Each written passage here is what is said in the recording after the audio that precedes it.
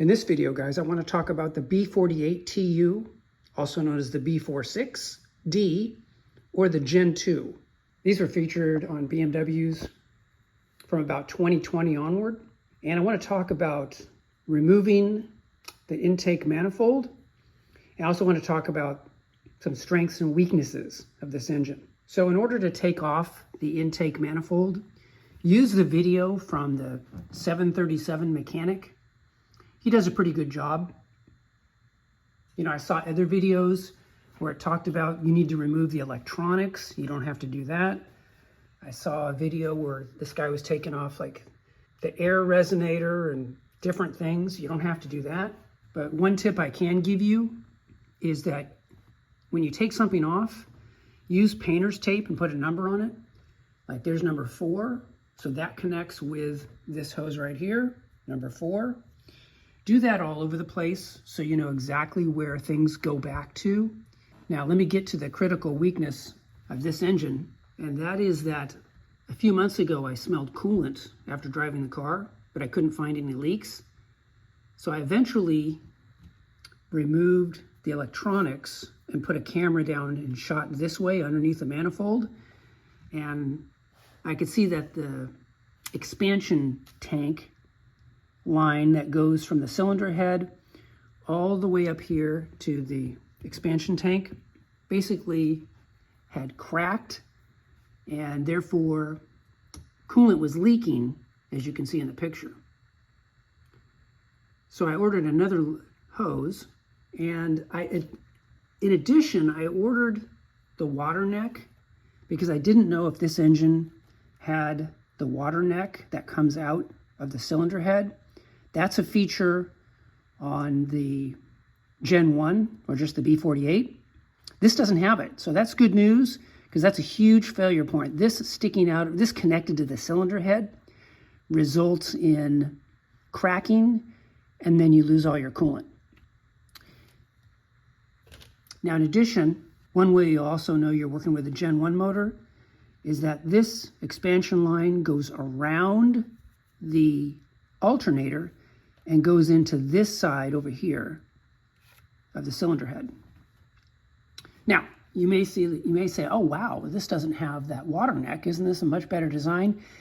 It is and it isn't. So this is the main radiator hose here, and it goes, instead of going into the water neck, it goes into what's called the heat management unit, and that's what this is right here. So this is your heat management unit. And of course, this is your plastic oil filter housing that's caused a lot of problems. So the problem is that even though the oil filter housing has been redesigned and is a little bit better, over time it's still going to crack on you. Maybe instead, 80,000 miles or so instead of 60,000 miles. Also, the heat management unit is made of plastic. So just realize that you got plastic, and this is eventually going to probably fail as well. Now, keep in mind, when you replace this line, about 1.5 quarts of coolant will shoot out of here. So you need to make sure you have a catch container of some kind to catch your coolant. Also, you got to remove the belly pan from underneath so you can do that.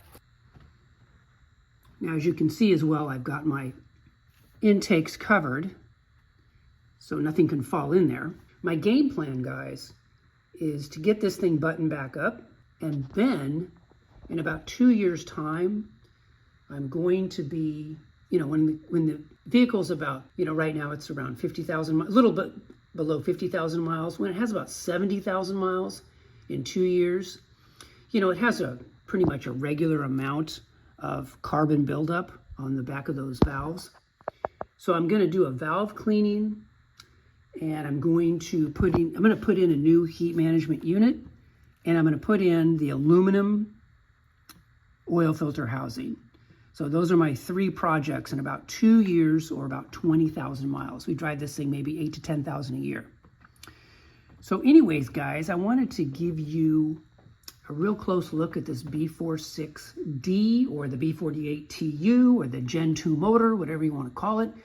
Overall, I do think it's an improvement, but certainly it has its weaknesses as well. Typical BMW, but I like BMW. One last tip I want to get you. The difference on this Gen 2 engine is that on top, you have this radiator hose that goes in. Essentially, this radiator hose here goes into here. And initially, I'm like, how the heck do you get this off? Do not take these screws off and then try to yank this out, because there's something underneath that's holding this in. So I think you're gonna break something if you try that. Just take the hose off. And how you take the hose off is as follows. You're gonna get a screwdriver and you're gonna get it right in here, okay? Get that screwdriver in there, flathead, pop it up, and then put your channel locks on and squeeze it and move it down like this. Okay, move it down. And then you can take this hose off. Now the hose is really gonna be on there. So what you're gonna wanna do, is you're gonna wanna get a pick, and you're gonna wanna go in like this from this side, and then get another pick and go in from this side. So you're kind of pulling from both sides, just wiggling, getting some air in there, and you just wiggle that hose just a little bit. And you'll push, pull, gentle, and it'll eventually come off. So that's one thing that you gotta be aware of. It caused me a little bit of consternation as I was trying to figure that out. Anyways, guys, I wanted to make this video because I haven't seen a good video on this. And I hope you guys are doing well, and I will talk to you guys in the next video. Take care.